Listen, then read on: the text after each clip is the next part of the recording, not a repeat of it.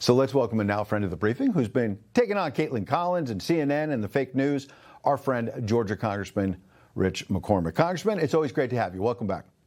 Thanks. Good to be with you today. We're going to get to the fake news, but first, the Senate just unanimously, a short time ago, passed a standalone bill, no tax on tips. And I wonder if that may be the way here. Pass some of the individual pieces and get that into law and pressure the left and some of the moderate Republicans to get moving on this. You were in the room with the president today. Do you think he moved Republicans to get closer to victory on the tax cuts? I think he did it. And he specifically went after SALT. Look, most of us who don't like SALT are willing to compromise. The fact that we have a $10,000 deduction right now, and people are actually saying you can have 3 times that much, and them saying, oh, that's egregious, that's insulting. The president finally addressed this, and I was really happy to see him come strong on this. He's had several important people from all across the country call him and say, look, this is ridiculous. It's a distraction from what we're trying to accomplish. It's not going to get them reelected.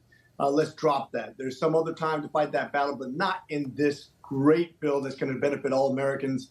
I'm not getting everything I want out of it. Nobody is. But that's why it's called compromise. If everybody thought they were going to get what they're going to, I mean, there's no way you can get everybody to agree on this bill. But this is as good as it gets for right now. We got to pass this and buoy up the American economy. Absolutely. We'll have a full report on it later this hour. He's pushing on the domestic front, as I said, also on the international front, announcing the details on this Golden Dome. Let's listen to the president. I'll give you a chance to react. Said previously that the current system was adequate. So what does this get the United States? Somebody said the current system is adequate. There really is no current system. We have certain areas of missiles and certain missile defense, but there's no system. We just have some very capable weapons that hopefully we never have to use, but we have some very capable weapons. Now, this is a different league. There's never been anything like this. This is something that's going to be very protective. I think you can rest assured there'll be nothing like this. Nobody else is capable of building it either. Israel has the Iron Dome. He now wants a Golden Dome, over $25 billion. Your reaction? I think it's an ambitious project. I remember when Ronald Reagan came out with the Star Wars initiative. It's not easy. I just read a book on nuclear war recently, and shooting down a missile that's going basically Mach 15 that could have chaff and flare that come out of it is not an easy task for anybody. We're talking about all kinds of weapons on hand, maybe a high energy, something that's going to knock it out. Truly like Star Wars. It's ambitious. Nuclear war is something we've got to avoid at all costs. But I'm glad he's going to address it head on. Absolutely. And you've got a military background as well as a medical background in the military. We thank you for your service. I played that clip from CBS News saying, well, if you get to a certain age, you don't really need the PSA test, even though the last 4 presidents of varying ages, Democrats and Republicans, as you know, took that test, made it public, and were transparent. And now tonight, Biden's staff is saying he hasn't taken a PSA test since 2014.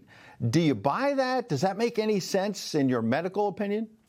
Well, it makes sense that that's why they didn't catch it. If it was indeed a tumor that puts off increased PSA, not all do. As a matter of fact, in some very aggressive forms, that PSA would not be elevated, but you'd have other symptoms. He'd have urinary symptoms. He'd have other symptoms that are going to affect his body and his functions. The fact that they didn't catch that through a screening and just evaluation, through a prostate examination, that doesn't sound like a thorough examination. Either he had a bad doctor or they indeed did cover it up. That's my opinion. Unless they can prove me otherwise, that doesn't make any sense for somebody who's supposed to have the most thorough physical of anybody on the human planet. Right. To your point, how could, if one option is a bad doctor, I guess everyone could have that, but this is the commander in chief. President Trump said in that clip in the Oval Office from yesterday, he gets a thorough exam, just like any commander in chief. We need transparency. Does it make any sense that they just missed it? It doesn't. As a matter of fact, my old boss, Sean Barbavella, who's now the president's physician, who's also one of the best friends of Ronnie Jackson, who used to be, I think, 3 or 4 different presidents' physician. Very thorough people. I'm an ER doc. We know how to run the tests. We know how to look for the things that can kill you or hurt you or make you have cognitive decline.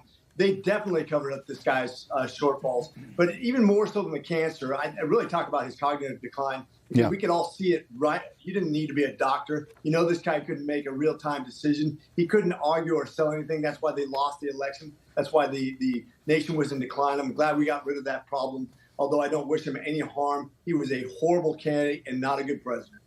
There you go. Looking forward, What's going to happen? What should happen? We've been talking about the possibility that some of the pardons that he allegedly signed but may have been done with auto pen maybe should now be null and void. And then there's Leo Terrell, who I mentioned earlier. We used to enjoy his commentary on Fox News and other places. Now he's inside the Trump Justice Department.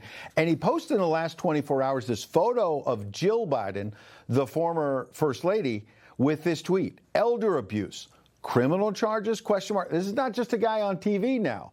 Leo Terrell is an official in the Department of Justice. In your estimation, what should happen? That's such a subjective thing, elder abuse. Look, I've actually investigated these things where he had actual elder abuse. He wasn't being starved. He wasn't being beaten. Was he used for political purposes? Absolutely. But quite frankly, even if he was at his best, his liberal policies were the same as Kamala Harris, and that's why they lost. The fact that he was president is why we're in the trouble that we are right now. You can see President Trump, who is sharp as they can be. I spent an hour and a half with him one-on-one. He remembers everything. That guy is the next level of energy and comprehension and intelligence. I'm just amazed at what he's able to get done. I'm glad we have a new president. There you go. Congressman, we appreciate your time. Always a pleasure. Semper Fidelis.